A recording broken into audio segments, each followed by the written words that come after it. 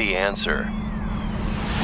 Listen to AM 560 The Answer online at 560theanswer.com, on the AM 560 mobile app, on your Alexa-powered smart speaker, and on TuneIn, iHeart, and on Odyssey.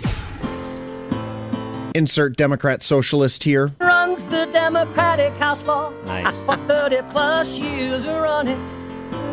He's promising this and he's stealing that. Where can you get that kind of money? He's using your house like his own piggy bank. You ought to know by now. You can pay off your house here in Illinois, but you can never keep up with the taxes. Oh, how it's always been the plan to have a taxpayer pay, no doubt. Not a matter of if anymore, but when. You're moving out. Dan and Amy, that's Madigan-free theme music. It means it's time for our weekly confab with Ted Dabrowski, wirepoints.com. But before we get to that, a couple of topics I wanted to cover under COVID. One is just the rarest of all things. What? An apology from a COVIDian. An apology from a COVIDian, a doctor no less. Dr. Joseph Freeman, who is an ER doctor, had this to say at a confab about COVID policy looking back over the last 2 years. And then I realized something that I kind of ignored, that, much of the people here have discussed and brought up, which is that these policies were harmful. Initially, I don't want to say I was ignorant, but it was irrelevant because there were lives on the line. I'm an emergency doctor. There's lives, and it's like, no, we have to do it. But if the policies didn't make a big difference and they only caused harm, then you have to start rethinking what we're doing. And you have to take the data that's clearly in front of us. And if it is only causing harm and at best can only save few, we need to think about it, because if at best, right, an aggressive lockdown policy, imagine it reduced hospitalizations, death by 20%. 20% of deaths, hospitalizations reduced. If that was the case, then maybe we could come here and debate, is the harms that are caused by those lockdowns worth that benefit? And how do we negotiate that benefit through, navigating through our freedoms? But the reality is, hospitalizations and deaths were not reduced by 20% by any policies. And because if they were, we would have had studies at this point that would have been able to consistently identify that. And that just has not occurred at all. So I think as a society, we have to decide if we want to continue like a public policy that's obviously producing large harms and offering only a minimal benefit at best. That's currently unmeasurable. Also, personally, I would like to apologize to the 3 other scientists sitting with me here on Zoom, the proponents of the Barrington Declaration, because I accept his apology. Okay. I accept Doc Freeman's apology because it's well thought out, and he's wanting to learn the lessons. I understand in the fog of COVID, if you will, and he's an ER doctor and he's just trying to treat patients, and he doesn't have time to debate the policies that are coming out of the CDC and being imposed by COVIDian politicians. Okay. And a recognition now, after some room is available to think about what's transpired and do that cost-benefit analysis that he's describing. I accept his apology. I hope more are inspired by Dr. Freeman to follow suit. Like maybe the leadership of the Chicago public school system. Yeah, well, yesterday they came out, and honestly, I fell to my knees. First, I got the email as an employee, and then 10 minutes later as a parent, saying masks will be optional come next Monday. But quarantining is going to stay in place, and so is testing and vaccination requirements, which is illegal. But here's CEO Pedro Martinez. This is the first time in 2 years that I have seen at the national level with the CDC, at the state level with the Department of Health, and at the local level with our local Department of Health, where they have said our risk is low. And Pedro said that they are talking to the CTU, but the CTU doesn't know about that. We've been consulting with our CTU partners since we started seeing both the metrics as well as the guidance starting to change. Well, the union immediately filed an unfair labor practice, and we're hearing rumblings they're trying to plan out what they're going to do next Monday, if they're going to have another work stoppage or have a strike or what they're planning on doing. And you have to hear this, though, Dan. Parents' reactions to this. Are you ready? Too soon. Too soon.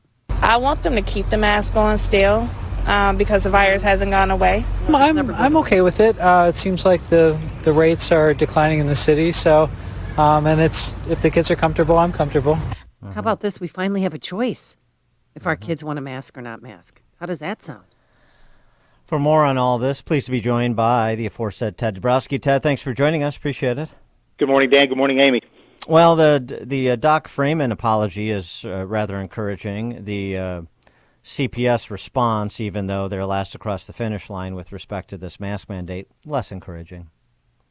Yeah, I like the Dr. Freeman apology. It's good, even if it comes at the end. These guys at the Great Barrington Declaration, they came out, they looked at the data, and they were strong, excuse me, on their position of taking care of the elderly, not hurting the entire country or the entire world, economies and all that. So they nailed it. I think you're being a little bit nice to Dr. Freeman because, I think most serious people who were willing to look at the data could tell early on, especially what was coming from Europe and elsewhere before it even got here, was that this was a pandemic of the elderly and the comorbid. And the guys like Great Barrington grabbed onto that immediately because the data was there. Sure, at the very, very beginning, we had to be cautious, we had to be smart, but it shouldn't have taken such a long time for scientists to look at the data and figure that out. Most of them worked on emotion or politics, and not science and data. And that's, I agree with that. But I mean, the old Buckley adage, you have to give your opponents some room to come over to your side. I mean, there are those who are strident and COVIDian and will continue to be, like the Chicago political power structure, as you heard from that former Boston Red Sox pitcher who's now the superintendent. But Freeman at least is being thoughtful about it. And I'll give room for him to come over to our side and be an ally the next time this comes around, so we don't do the same inane things that we did. Yeah, no, I'm with you. I think it's great that he apologizes. I think it sounds very honest. It sounds very thoughtful, and we'd love to see more and more people do that. And I think sadly what's going to happen is instead, places and people are just acting like, oh, we knew this was bad all along. It's about time we stopped. And you're hearing the Atlantic and NPR and say those kind of things. So it probably won't turn from an apology. It'll probably just be, we knew this all along. Right. Yeah. Right. Yeah. Right. Pay no attention to what we did the last 2 years. Just pay attention to what we're saying now, like the politicians do. Pay no attention to the destruction that I conceived and imposed. Just pay attention to what I'm saying now. It's all smiling faces at Navy Pier with Spalding. Exactly. And and then so to move to the Chicago public schools, I think what's fascinating, the big news out of that continues to me to be, how the heck does the teachers union keep getting to negotiate and bargain everything? I mean, everything. It's like they are actually the ones with the power, and the administrators and the kids are the ones that have to kind of respond to that. We've given the union so much bargaining power. It's in the law. Like Amy just said, they may strike, they may do a walkout again. How many times do we put up with this? And that's the real question, which is how do you unwind all these powers and Infinity. put the Well, kids they want their piece of the pie. anytime. I mean, I know they took 5 days off, but what they're asking is for 4 of those 5 days, they want their money. Yeah. And they will be fine, and they'll play, nice in the sandbox if they get that. But they felt like, the rug was pulled out under them yesterday when Pedro Martinez made that, announcement. But Pedro Martinez, if he didn't make that announcement, he's supposed to be in court this Thursday because he's violating the judge's order. And even the fact, though, that he's still quarantining, keeping healthy kids out of the school, and vaccine mandates for teachers and testing for school students, that's against the law currently right now. So they are violating the law. Well, good for Pedro Martinez doing that. What I'd love to hear Pedro Martinez say on top of that is, hey, look, let's look at these powers these unions have to negotiate all these things. We can't bargain every single time we want to do something in our school and have to pay off somebody every time. That's kind of, I think that's the corruption scandals we need to be talking about. Yes, we need to put Mike Madigan in jail if in fact he's found guilty for all the things he did. But the real corruption, the legal corruption, is what's happening every day at places like CPS. Yeah, you can wish Pedro Martinez would say something like that, just like I wish I had a bigger penis than Lightfoot. But it's just not true. It's just not going to happen. It's a you know what I mean? family show. No, it's not. It's not going to happen. It's not going to happen. But she hasn't. But speaking of tripod, she for the past 5 days has not. She's had public appearances, but she will not take any questions from reporters, and she's doing it again today because she's trying to wait for something else to happen so that reporters, when they do get access to her, don't ask her to make an apology to the Italian-American community and basically to all of you men in general. Why the apology? If it's true, It's true. it's true. It's true. Hey, Ted, since we're on the topic of K through 12 education, I love these stories. Can you tell us a little bit about John and Ellen Coral and the riches they are in line, have been receiving and are in line for as school superintendents in Illinois? Yeah, I think this kind of shows where we are in Illinois versus where other states are. Other states are trying to lower taxes. Iowa just went to a flat tax. Lots of them are making all kinds of reforms. Meanwhile, in Illinois, we're still double dipping. I mean, we still double dip here. And what that means is that people like John Correll, they get to retire from their big superintendent jobs, where they're making over $200,000 or whatever it is a year. They get to retire, and there's a law that says they can draw a pension once they retire from the teacher's retirement system. He's getting over $200,000 in pension right now, and he can work up to half-time as a superintendent somewhere. So he and his wife, they both retired a couple years ago, and what they do is they work 50-50. One works half of the job, the other one works the other half of the job, and they effectively get a full pay between the two of them. They continue to get their pensions from the retirement system. And when one gig is up, they go work somewhere else as an interim. They worked as an interim teachers, interim superintendents last year in a different district. So beautiful, right? Get a huge pension, over $200,000 a year, and you continue to work and get paid by the taxpayers. So they were co-superintendents in the Antioch School District and then co-superintendents in the Skokie School District. They're making combined, like you said, what they were making when they were officially on the job. And John Correll is in line for a pension payout of $5.1 million and his wife $2.2 million. Yeah. And so now what's interesting about this is that this is a couple, they're a tag team, which is really ideal for them, right? They can move around and find jobs. Yeah. But what we found is that this is a gig that lots of, I shouldn't say lots, I know there's quite a few that do this. We found this in the database. My old superintendent here from Wilmette has been doing that 2 or 3 times in a row now. And so this is a great thing for them. They retire in their 50s. That's what my previous superintendent was, retired at 50-something, and now goes around and gets these jobs. It's a wonderful gig, paid for by taxpayers. How about legislation to cap superintendent salaries? I'm not in the business of price controls, but I know the left is, so they like this. They're always banding around the idea of a CEO should be paid no more than X number of times the lowest paid employee. How about doing that for superintendents? The superintendent should be paid no more than, say, 3X the lowest paid employee in the school district or something like that. These superintendents, as we saw through the pandemic, they're making literally millions, some tens of millions. For what exactly? What is the performance? What is the performance of the schools over which they lord? Maybe it's time to go, if we can't get pension reform, we're not going to be able to get this either, but maybe we stop even worrying about the pensions. We just go right for their salaries, which would obviously implicate their pensions.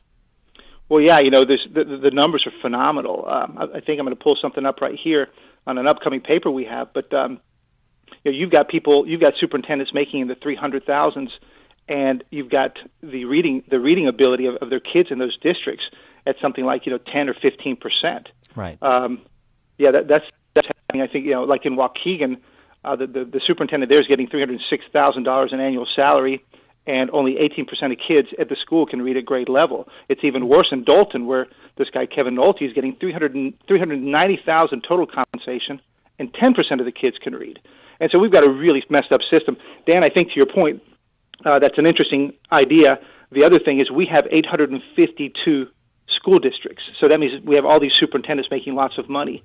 In Florida, they just have 70 school districts. So, one way is to cut the heck out of all these gigs that these guys have. Florida with 40% more population than Illinois, too, and less than 1/10 of the number of school districts. And they have more minority kids and more low-income kids. Back to the Caroso. In lifetime, what can they expect to earn in benefits?